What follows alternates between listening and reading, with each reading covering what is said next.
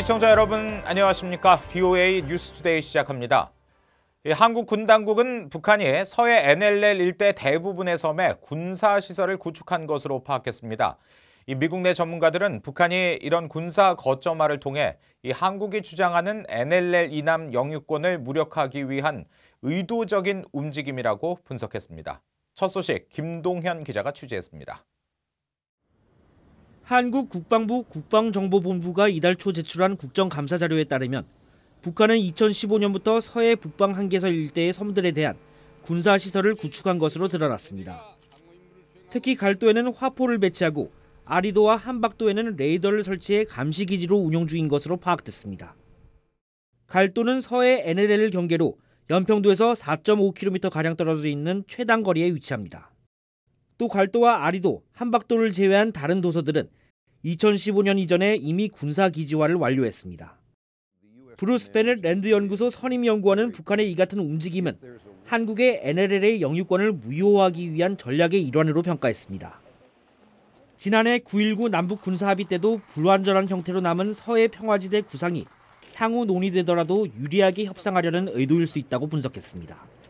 They don't recognize the NLL, and so that they're going to militarize the other islands where they can to give them an advantage to gradually push.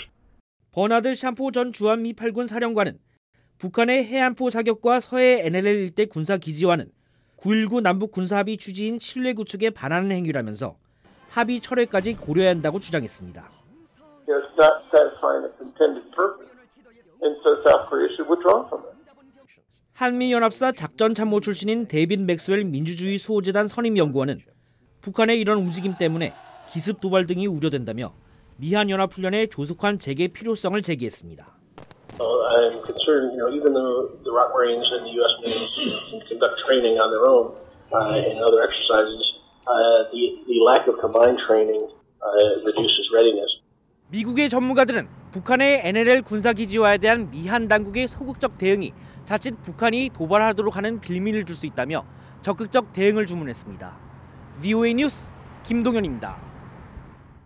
한국 정경두 국방장관은 북한이 지난 23일 서해 북방 한계선 NLL 인근에서 해안포 사격을 한 것과 관련해 인내할 수 있는 만큼 인내하고 북한이 선을 넘지 않게 관리해 나가겠다고 밝혔습니다.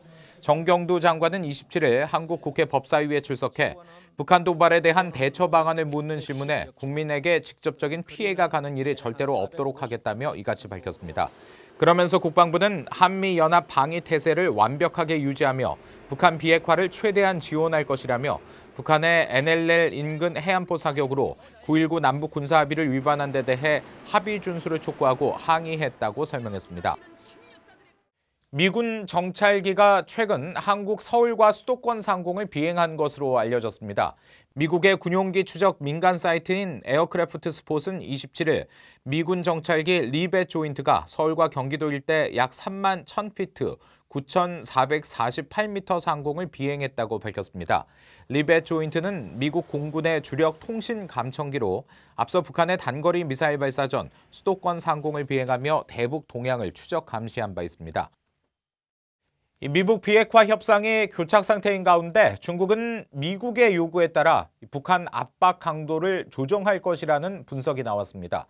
또 중국이 북한의 핵 보유를 용인하지 않겠지만 이 북한 비핵화를 위한 제재 이행에도 적극적이지 않다는 지적이 나옵니다.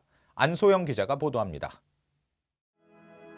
최근 중국이 러시아와 함께 한반도 평화계획안이라는 북한 핵 문제 해결 방안을 마련해 각국의 반응을 모으고 있다고 밝힌 것과 관련해 전문가들은 중국의 역할을 다시 주목했습니다.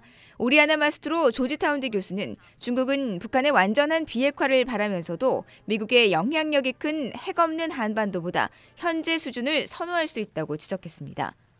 I think they would prefer a denuclearized North Korean Peninsula that was not an ally of the United States, but closer to China. So they definitely can think of scenarios that they would prefer to the status quo. 따라서 중국은 미국의 대북 목표에 따라 북한 압박 강도를 조절할 것이라면서 북한의 비핵화를 위한 중국의 역할을 강화하려면 미국은 핵 미사일 실험과 생산 중단 등 보다 명확하고 구체적인 대북 목표를 제시해야 한다고 강조했습니다.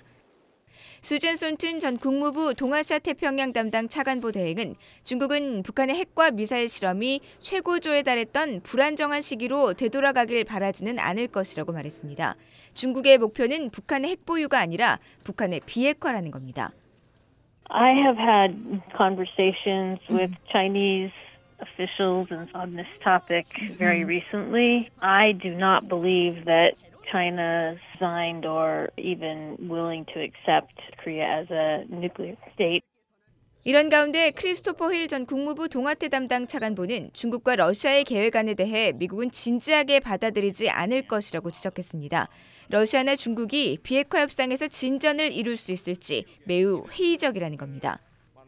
I don't think the U.S. will take this very seriously. Very skeptical that Russia could really make any progress. Russia and China. 중국의 대북 제재 이행에 대해서는 큰 틀에서는 여전히 유엔 안보리 대북 결의를 준수하고 있는 것으로 평가했습니다. 전문가들은 그러나 중국은 북한의 제재 회피를 돕거나 눈 감는 정황이 곳곳에서 드러나고 있다며 시정을 요구해야 한다고 지적했습니다. VOA 뉴스 안소영입니다. 미국 국무부가 북한의 인권을 개선하기 위한 각종 자금 지원 계획을 발표했습니다. 대표적으로 북한의 국제사회에 정보를 유입시키는 활동과 북한의 인권 유린 문제를 개선시키는 활동을 지원할 계획입니다. 이현철 기자가 전해드립니다. 미국 국무부 민주주의 인권 노동국은 최근 북한의 인권과 책임 추궁, 정보 접근을 위해 활동하는 국내외 단체와 기관들을 위한 기금 지원 공고 2건을 발표했습니다. 국무부는 먼저 대북 정보 유입과 북한 내부 정보 유출을 촉진하는 사업들과 북한 인권 기록과 옹호 활동 사업들에 대해 75만 달러에서 최대 300만 달러를 지원할 예정이라고 밝혔습니다. 그러면서 정보의 자유로운 흐름을 촉진하는 사업과 관련해 대북 라디오 방송 제작과 송출, 북한 주민들에게 흥미있는 콘텐츠 생산, 표현과 이동, 결사, 평화로운 집회의 자유 등 근본적인 자유의 증진 등을 예로 들었습니다. 또 북한의 인권을 기록하고 옹호하는 사업들로는 북한 정치범 수용소에 대한 온라인 데이터베이스를 구축하고 유지하는 사업과 북한의 인권 유린에 대한 기록 작업, 북한 인권 상황에 관한 보고서 발표를 비롯해 북한 인권 개선을 위한 국제적 활동 등을 꼽았습니다. 국무부는 국내외 비영리, 비정부 기구들과 공사립, 고등교육기관 등이 자금 지원 신청을 할 수 있다면서 마감 시한을 내년 1월 8일로 정했습니다.